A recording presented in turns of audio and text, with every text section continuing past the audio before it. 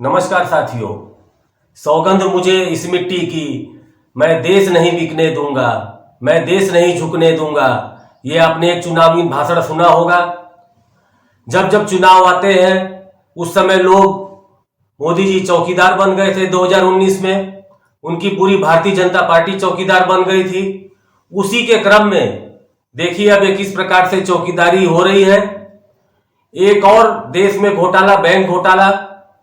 मोदी जी का प्रिय मित्र और जिसको लेके वो हमेशा विदेश में जाया करते थे, जिसको कौड़ियों के दाम पर गुजरात में जमीन दी गई, वो व्यक्ति ऋषि अग्रवाल 23,000 करोड़ रुपया बैंक को चूना लगाकर गायब है।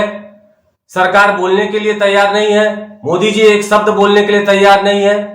एसबीआई ने सीबीआई में रिपोर्ट दर्ज कराई, एफआईआर कराई कि ये आदमी भगोड़ा है और किस प्रकार से इतना पैसा लेकर ये भाग गया, ना उसका कोई अता है ना पता है।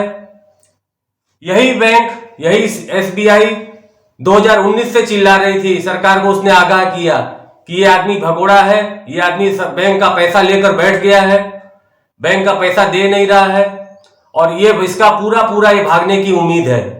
लेकिन सरकार का प्रिय ऋषि अग्रवाल, उसके ऊपर कोई भी सरकार ने कोई भी काम नहीं किया, उसके ऊपर कोई शिकंजा नहीं डाला। आज उसका कोई अता पता नहीं है और मोदी जी बोलने के लिए तैयार नहीं है।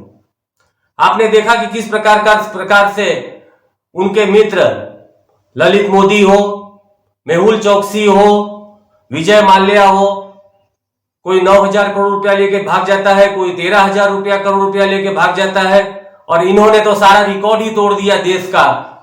लगभग 23,000 करोड़ रुपया लेकर गायब है। बैंकों की हालत खस्ता कर दी उसने और सरकार बोलने के लिए ऊपर कोई तैयार नहीं है। जब चुनाव आता है तो सरकार ये बोलती है कि हम चौकीदार हैं, देश नहीं बिकने देंगे। अलग अलग प्रकार से देश की संपत्तियों को बेचा जा रहा है, एक एक करके। रेलवे हो, शिपयार्ड हो, बड़े से बड़े जितने भी उद्योग हैं देश में, कल कारखाने, एयरलाइंस ही उन्होंने पूरी बेच दी।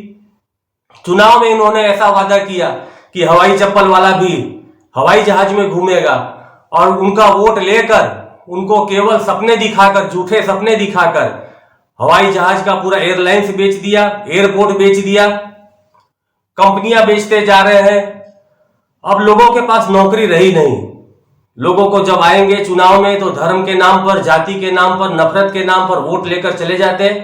आज नौजवान रोजगार मांग रहा है, कोई शिक्षा के लिए लड़ रहा है, कोई स्वास्थ्य के लिए दर दर की ठोकरें खा रहा है।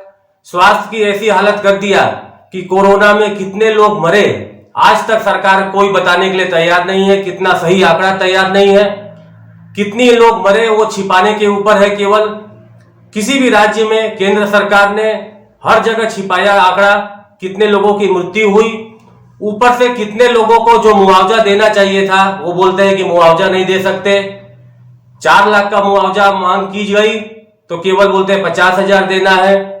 उसमें भी यदि बोलते हैं कि हमारे पास उनका कोई आंकड़ा नहीं है। कई बोलते हैं हमारे पास कोई आंकड़ा नहीं है कि ऑक्सीजन के बिना कितने लोग मरे। किसानों की बात किया कि आय दुगनी करेंगे, दुगनी तो नहीं की, उनकी आय एकदम आधी हो गई और ऊपर से उनके ऊपर 3 काला कानून लाए। फिर उसके बाद 5 राज्यों का चुनाव आया।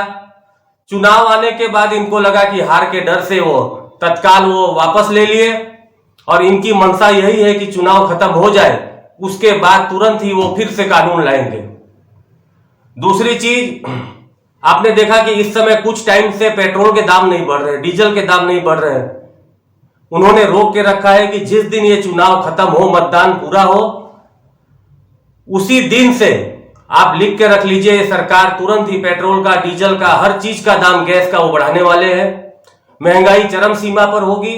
लेकिन इस समय महंगाई के नाम पर, शिक्षा के नाम पर वोट नहीं मांगेंगे, वोट मांगेंगे नफरत के नाम पर। 20%, 80%, हिंदू, मुसलमान, अलग अलग प्रकार से आपको भाषण देंगे। और वो क्या बोलते हैं कि हम आपको 5 किलो अनाज दे रहे हैं इसलिए हमको आपको वोट दो।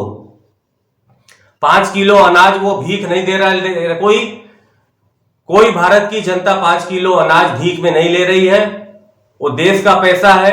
और इन्होंने ऐसी परिस्थिति बना दी कि 5 किलो अनाज के हिसाब से लोगों का पेट भर रहा है। यदि उनको अच्छा काम किया होता तो उन्होंने ऐसा उनको रोजगार दिया होता कि 5 किलो अनाज की जरूरत नहीं पड़ती, वो खुद कमा के खुद खाते हो। एक तो उनकी परिस्थिति इतनी खराब कर दी, उनको एक एक को दर दर की ठोकर खा रहे हैं, भिखारी जैसी जिंदगी कर दिया। और 5 किलो अनाज देकर उसके ऊपर हाथ रखते हैं कि और आसान दिखाते हैं कि हमारे हिसाब से तुम जिंदा हो, मुझे फिर से इस बार वोट दो तो हमारे ऐशो आराम में कोई कमी ना हो, 8,000 के प्लेन में घूम सके, अपने महलों में घूम सके, उस पर से विदेशों में चक्कर मारे, अपने जितनी भी उनकी ऐशो आराम सुख सुविधा है वो पूरी करे। जनता को दिखाया अच्छे दिन का वादा, आ गए भारतीय जनता पार्टी के अच्छे दिन। जनता के कोई अच्छे दिन नहीं आए, जनता त्राहिमाम। आज के वीडियो में इतना ही। जय हिंद, जय भारत।